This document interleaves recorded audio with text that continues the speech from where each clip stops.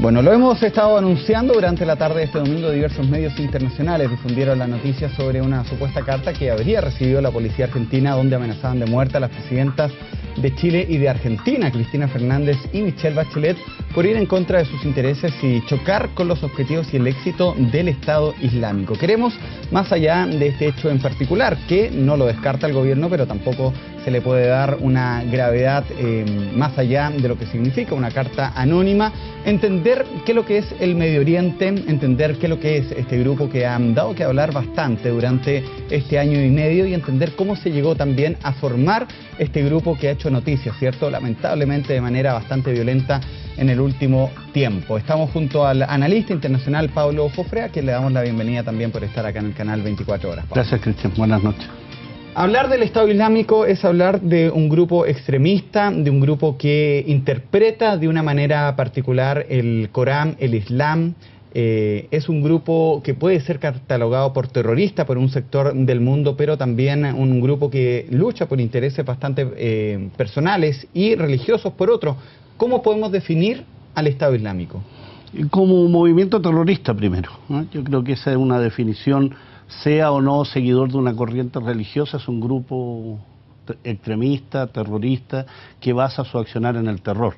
Es el primer marco de ubicación de este grupo. En segundo lugar, claro, representa una corriente dentro de una corriente religiosa, una corriente político-religiosa, considerada extremista, y dentro del extremo mayor dentro de esa corriente, que es lo que se denomina salafista o takfirí, o aquellos grupos más al extremo de cualquier consideración de doctrina. Y te menciono esto de takfirí y salafista porque son ramas que provienen de una de las dos ramas principales del Islam, que es la sunita. Dentro de ella está una que es el wahabismo, que para que lo entiendan nuestros televidentes, el wahabismo es la doctrina religiosa imperante en Arabia Saudita. Arabia Saudita es el país patrocinador mayor de movimientos de esta índole. Estos grupos que se denominan también rigoristas, es decir, llevar al extremo la consideración de lo que es el Corán y las enseñanzas de esta religión. Creo, Pablo, para poder situarnos también geográficamente de la región que estamos hablando, sería interesante que definiéramos también dónde ocurren la mayoría de estos hechos o dónde nacen estos grupos extremistas, y es un lugar, cierto, que generalmente hace noticia por diferentes ámbitos, y hay que separar, ¿cierto? El Estado Islámico, primero que nada, no tiene nada que ver con el Islam propiamente tal. Eso lo separamos y Pablo está de acuerdo conmigo de raíz en eso. Pero todo esto ocurre en el Medio Oriente. ¿Por qué el Medio Oriente hace noticia de vez en cuando y de cuando en vez, tantas veces en el último tiempo? En los últimos, estoy hablando 50, 60 años, y tiene una raíz, ¿cierto?, que va desde el origen de la civilización, como Mesopotamia, ¿no? Sí, podríamos remontarnos efectivamente a esos orígenes, pero ante tu pregunta y el marco en que hay que situarlo, podríamos decir del 2010 a la fecha. ¿Por qué 2010? Porque es cuando se desencadena en esa zona del Medio Oriente, pero principalmente en el Magreb, en esta zona del norte africano, Túnez, Libia, Egipto, y de ahí deriva hacia el Medio Oriente, es decir, aquella zona ubicada entre Turquía, por una parte, Egipto por el sur, e incluso se considera Irán, que vendría siendo el límite más al este de este Medio Oriente, ¿no? Estamos hablando de países como Turquía, Jordania, Líbano, Palestina, Israel, Irak, todas las monarquías del Golfo, es decir, Omán, Bahrein, Qatar, Kuwait, Irak, es decir, un conjunto de países que conforman este Medio Oriente. Pero la raíz de esta violencia que se está viviendo actualmente en esta zona del mundo, que efectivamente tú lo mencionabas, es bastante inestable, explosiva, por una serie de consideraciones. Eran países colonizados, eran países que estaban bajo el mandato inglés y francés principalmente. Después de la Primera Guerra Mundial y la caída del Imperio Turco Otomano.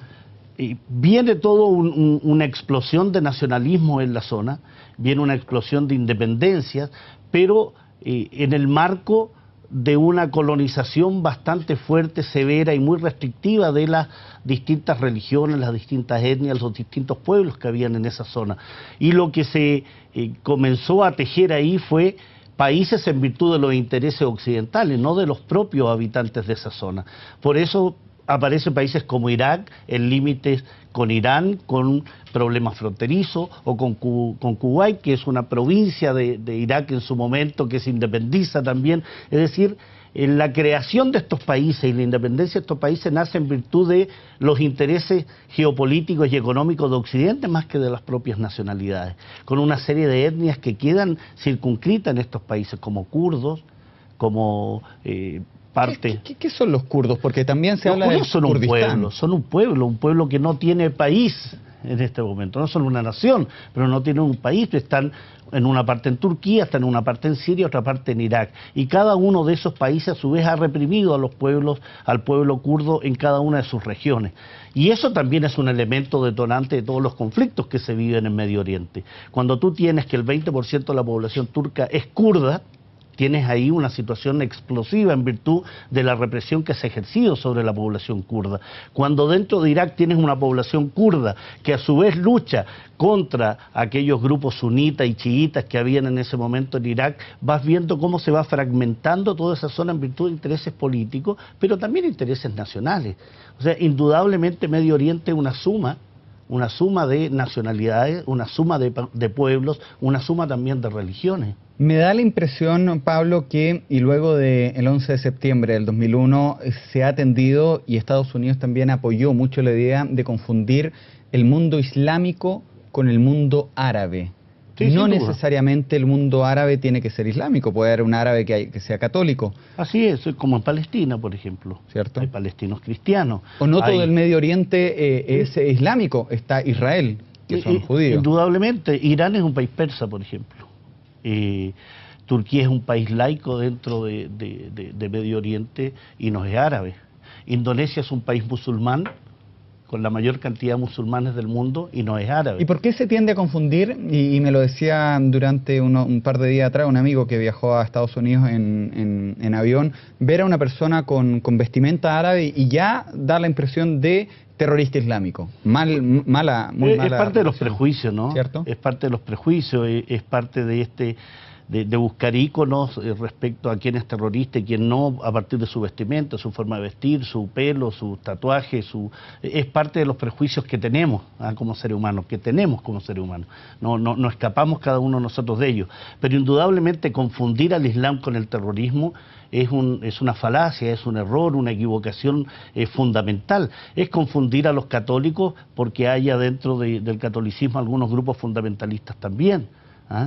O confundir como terrorista aquellos grupos dentro de Estados Unidos que niegan el darwinismo. Es decir, hay ahí consideración y prejuicio y que tienen que ver finalmente con intereses dentro de la zona. Cuando yo sindico y declaro y enmarco un grupo de seres humanos dentro de un determinado marco, lo que estoy haciendo es tratar de discriminar, tratar de enmarcarlos en ese lugar, sindicarlos como terroristas y sindicarlos como proclive a cualquier acción que pueda ser punitiva, que es lo que se ha hecho, ¿no?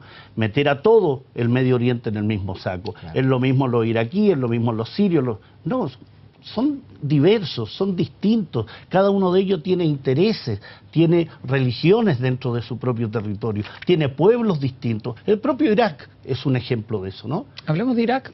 Irak que, llega después de varias monarquías y repúblicas a ser gobernado por Saddam Hussein y se enmarca dentro de una guerra de 8 años con Irán, su vecino, ¿cierto? Curiosamente, la guerra con el Estado de Irán comienza 2 años después de la Revolución Islámica, ¿cierto? Sí. Cuando ya no estaba el Shah de Irán, que le era el gran aliado. El gran aliado de Estados Unidos. ¿Por qué comienza esa guerra entre Irak e Irán el 80? No fue una guerra religiosa, es lo primero, ¿no? ¿Ya? Se ha querido presentar como este sumum de división entre los chiitas y los sunitas, y cada uno de ellos representaba en ese momento algún tipo de esta doctrina y de esta rama del Islam. Irak es un país mayoritariamente chiita, y en ese momento estaba dominado por Saddam Hussein, que era un sunita. Irán, de siempre, la nación persa, por lo menos desde del año 632, la muerte de Mahoma en adelante, es un país musulmán, desde el punto de vista de un país islámico, desde el punto de vista de la doctrina, es un país persa, no árabe, distinto a Irak, que es un país árabe, y lo que viene en esa guerra del 80 al 88 es una guerra en virtud de intereses geopolíticos en la zona. Un Saddam Hussein apoyado fuertemente por Occidente. Y por Estados Unidos. Estados Unidos y Francia principalmente, por Israel también en ese momento, contra un gobierno como el de Teherán, que surge el año 1979, que derroca la dinastía de los Pahlavi, el Shah, Reza Pahlavi, lo destrona, lo derroca y comienza el desarrollo de una corriente de desarrollo distinta al resto de Oriente Medio, donde hay preponderancia de los ayatolás, hay una preponderancia de la religión, y eso choca con la forma en que Occidente quería encauzar a Oriente Medio, principalmente Irak. Saddam Hussein era un dictador, se sabía que era un dictador, fue apoyado como un dictador, y en esta guerra, y es considerada por la historiografía y por Irán principalmente como una guerra de agresión, ¿no? Es una guerra donde Irak ataca a Irán. Pero es una guerra que no mueve ni un centímetro en las fronteras después de 8 años. Definitivamente no movió nada, son 1,5 millones muertos, la destrucción de gran parte de la infraestructura iraní, sobre todo la petrolera. Es decir, el apoyo de Occidente a la agresión iraquí significó un retroceso desde el punto de vista de Irán en su desarrollo económico. ¿Irak qué gana? ¿Qué gana Irán? Irak. ¿Qué ganaba en ese momento? O terminaba la guerra, Pablo. Cuando terminó la guerra, Irak sin duda ¿Sabes por qué te lo quedó pregunto? fortalecido Saddam Hussein. Disculpa, ¿no? que te lo interrumpa, porque esto ocurre el 88. El 91 Saddam Hussein invade Kuwait. Porque se sentía con la fuerza, ¿no? Lo que empieza a marcar su declive. Claro, porque se siente con la fuerza suficiente. Si combatía Irán bajo el apoyo occidental, tengo Chipre libre para hacer lo que quiera con aquellas provincias o aquellos lugares que creo tengo influencia. Y ataca Kuwait el año 1991. Claro. ¿Ah? Y ataca Kuwait bajo la consideración de considerar una provincia iraquí, que era una provincia en su momento. Y dice, este es el momento. Si durante 8 años Occidente me aprovisionó con armamento de última tecnología, apoyó mi labor política, diplomática y guerrera contra Irán, ¿qué me va a hacer si yo invado Kuwait? Bueno, justamente viene toda una consideración y un marco que tiene que ver con la caída del campo socialista. Estamos hablando de 1989, por lo tanto lo que hay que buscar son nuevos enemigos por parte de Occidente. Ya no está el enemigo comunista, ya no está el gran Satán, ya no está la Unión Soviética. ¿Quién es mi enemigo? ¿Cómo sigo yo sustentando el complejo militar industrial norteamericano?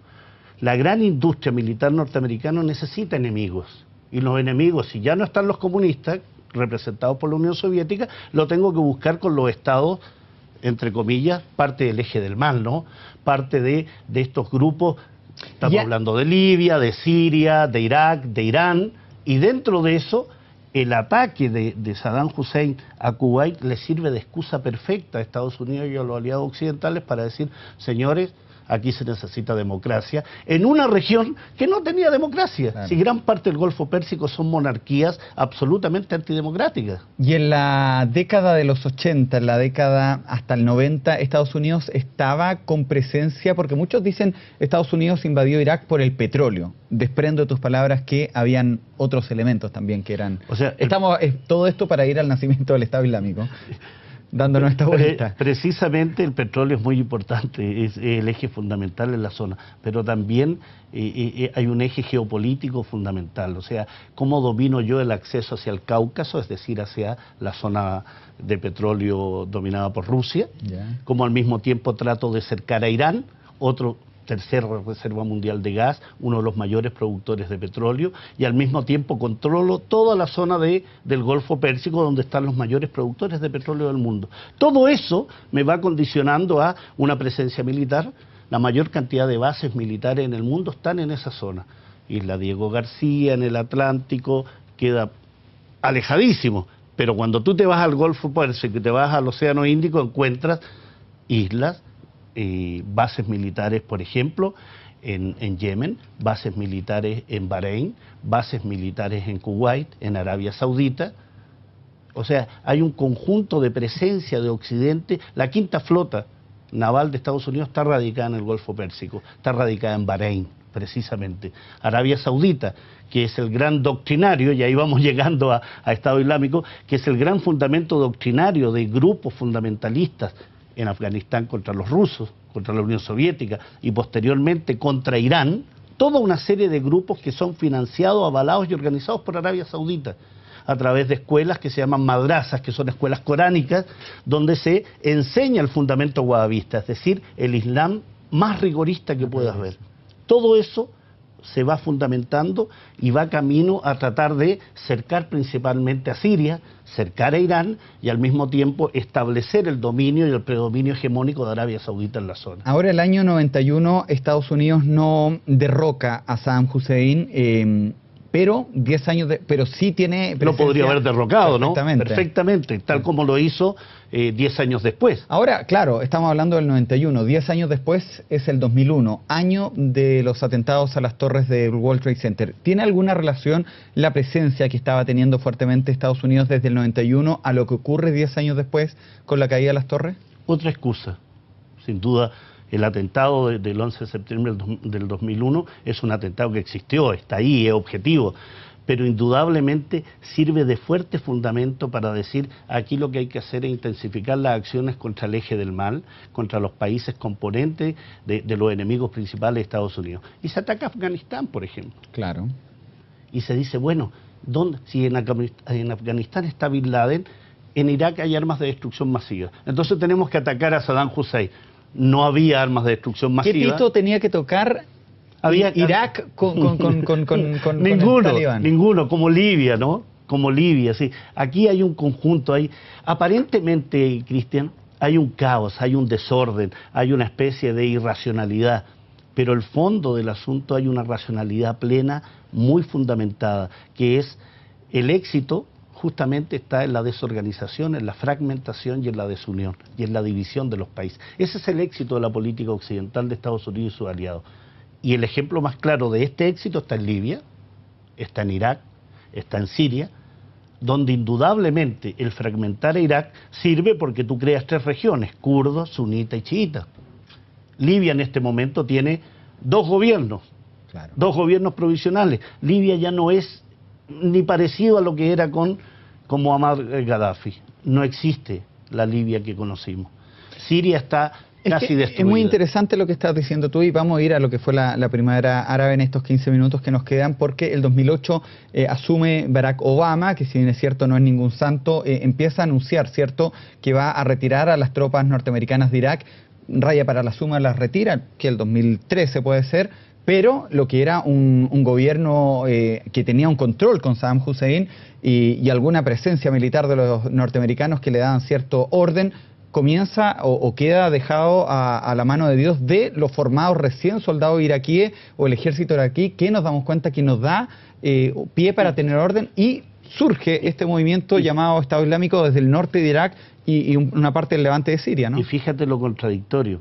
El gobierno de Saddam Hussein sunita es derrocado y que había mantenido en opresión a la mayoría chiita de Irak, es el que es posteriormente gobierno. Claro. Hay un gobierno chiita, donde los sunitas se comienzan a sentir marginados también. A ver, creo que acá hay que hacer una pausa. Tú hablas de sunitas y chiitas, que son 2 ramas diferentes de entender el Islam. ¿Lo podrías explicar? Son 2 ramas distintas que se remontan al origen del Islam, ¿no?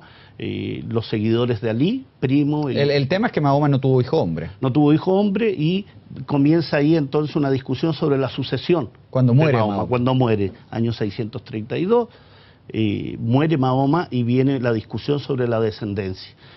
Una corriente dice la mejor descendencia es la biológica y por tanto su primo y yerno Ali debe ser el sucesor, el califa sanguínea. La línea sanguínea biológica debe ser entonces esa línea, y es lo que se llama entonces el Shia Ali, los seguidores de Ali, que es la corriente chiitas, seguidores de Ali, y otra corriente que dice, no, aquí no nos basemos en elementos biológicos ni de sangre, basémonos en lo que dice la Sunna, lo que dice la tradición, lo que dice el Corán, lo que dijo el profeta y que fue transcrito, ¿no?, en la Sunna sunita. Ya. Tú hablaste del califa. Califa del nombre significa sucesor de Mahoma. De Mahoma. De Mahoma. Es interesante esto porque ahora el Estado Islámico pretende instaurar un califato. Y es muy interesante también que el líder del califato Estado Islámico adquiere el nombre de Abu Bakr, que fue el primer califa sucesor de Mahoma por el lado de los sunitas. Perfecto. Entonces, eso es lo que marca el inicio de la división que se concreta el año 680 en una batalla que es conmemorada grandemente en la zona, que se llama Batalla de Karbala, donde definitivamente se escinde entre chiita y sunita. Perfecto. Estábamos entendiendo esto para ver el nacimiento del Estado Islámico, que lo podemos situar en el año 2003. 2003. Más que 2008 que mencionabas tú, se sitúa el 2003 porque Estado Islámico nace bajo el nombre de Estado Islámico de Irak y el Levante. El famoso ISIS al principio. El famoso ISIS nace con ese nombre bajo la consideración de reconstruir el califato que le dio tanto esplendor a la zona, ¿no? Entonces dicen, vamos a conformar y aprovechando la invasión norteamericana de Irak, los vamos a combatir y vamos a crear este Estado Islámico de Irak y el Levante.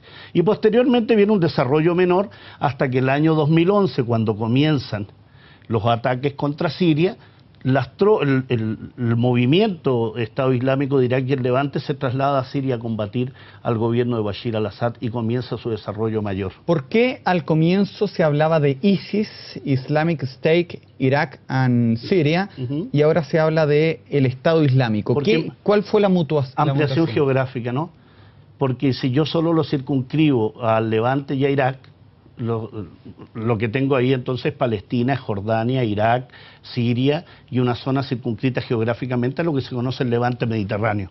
Pero cuando hablo de Estado Islámico lo puedo ampliar hacia la zona del Magreb, es decir, todos los países del norte africano, y al mismo tiempo plantearme incluso, políticamente hablando, el recuperar el sur de España, ¿no? Exacto, entonces, califato de Córdoba. De Córdoba, estás hablando entonces de una ampliación geográfica, pero es una connotación política, es pasar de un Estado Islámico de Irak y el Levante a un Estado Islámico que te amplía geográficamente, pero las consideraciones de terror y de ataque son las mismas. Hagamos noticia con lo que se supo. Aparentemente el canciller dijo que no iban a descartar, ¿cierto?, una amenaza como la que ha ocurrido. Pero ¿por qué se habla de que el Estado Islámico habría amenazado a la presidenta de Argentina, Cristina Fernández, y aparentemente a la presidenta de Chile? ¿Qué?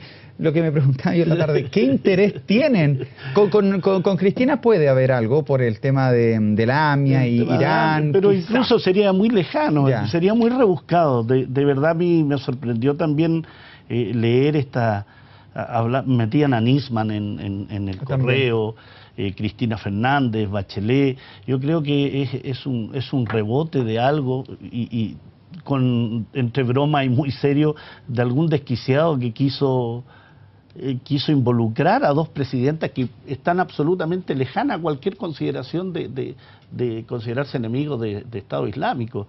O sea, no veo, traté de encontrarle alguna raíz. Claro, me fui por el lado del atentado a la AMIA, pero justamente ahí hay acusaciones contra el gobierno de Irán. Irán ataca a Estado Islámico. No sé. Ahora, volvamos al Estado Islámico, que es el motivo de la conversación y de esta entrevista, Pablo. ¿Por qué el Estado Islámico se ha vuelto un grupo terrorista tan a ver, ¿cuál podría ser la definición? Tan activo, tan violento. El mismo Talibán, que eran como los malos para la prensa internacional, el grupo terrorista que originó el atentado al World Trade Center, a las Torres Gemelas. Sin embargo, los talibanes dicen, nosotros guaguas de pecho, ¿no? Exacto, cortamos vínculos con estas personas. Sí, y cortan vínculos también porque se enfrentaron mucho en Siria, ¿no? El Frente al-Nusra, por ejemplo, que era una rama de Al-Qaeda en Siria, cortó lazos con Estado Islámico en forma muy pública, muy notoria. Y es una política de terror, es una política destinada a infundir terror, temor, atemorizar, tratar de que las personas salgan de las zonas donde llega Estado Islámico. Pero hay un elemento muy importante, Cristian, que no se puede dejar de mencionar. Estado Islámico, a partir de todos los indicios, a partir de toda la información que existe, no surge de la nada. Surge a partir de, primero, una influencia, un aval, una organización y un financiamiento de Arabia Saudita, de estos grupos, y por extensión de Estados Unidos e Israel, se consideraba que el senador McCain visitó Siria el año 2011, cuando se iniciaron los ataques contra Bashir al-Assad, y se reunió con parte importante de la cúpula del Frente al-Nusra, el ejército sirio libre, y elementos de Estado Islámico en ese momento, que en ese momento eran aliados de Occidente en virtud de los ataques contra Bashir al-Assad. Lo que pasa es que después viene un desarrollo de Estado Islámico en que dicen nada con el Frente al-Nusra, nada con el ejército libre, y vamos a apoderarnos de pozos de petróleo en Siria, en el norte de Siria, el norte de Irak. Todas las de Bashar al-Assad, presidente de Siria, es cierto que fue uno de los gobiernos que no cayó por la primavera árabe, que sí tuvieron como consecuencia la caída de Túnez, la caída de Libia, de Egipto, de Yemen, países que al día de hoy están bastante complicados. En especial, bueno, vemos cuando se habla, y tuvimos una entrevista un sábado de la crisis migratoria entre África y Europa, claro, de a dónde salen esos emigrantes, de dónde toman las embarcaciones y dónde quieren llegar a ir, ¿cierto? Parece que Libia estaba mejor con Gaddafi, ¿no? Y lo sosteníamos en aquel encuentro, Cristian, que efectivamente Gaddafi era un dictador, durante 42 años gobernó Libia, pero lo que quedó de Libia no es nada comparado con lo que significó ese país norafricano, con los mejores indicadores de desarrollo humano, situado como uno de los mejores países africanos, dentro de todo lo que significa África en el concierto mundial, un continente que es considerado dentro de los estudios económicos como un continente casi residual, es decir, se puede contar con él o no. Bajo esa poca consideración de humanidad, ¿no?, representa el 1% del comercio internacional. Ahora, ¿por qué a Gaddafi se le considera un dictador terrible, según algunos medios de prensa? Para acá. Claro, no era tan terrible cuando estaba con Berlusconi, con Nicolás Sarkozy, cuando visitaba Roma, cuando visitaba París, y lo visitaba en su jaima, en su carpa, su guardaespaldas, y era recibido con honores de jefe de Estado. ¿Qué ocupaba esta carpa especial, yendo inclusive a Naciones Unidas? Un elemento comunicacional político de impresionar. Ahora él está acusado de derribar un avión con ciudadanos norteamericanos, un avión comercial. Un avión comercial en Lockerbie,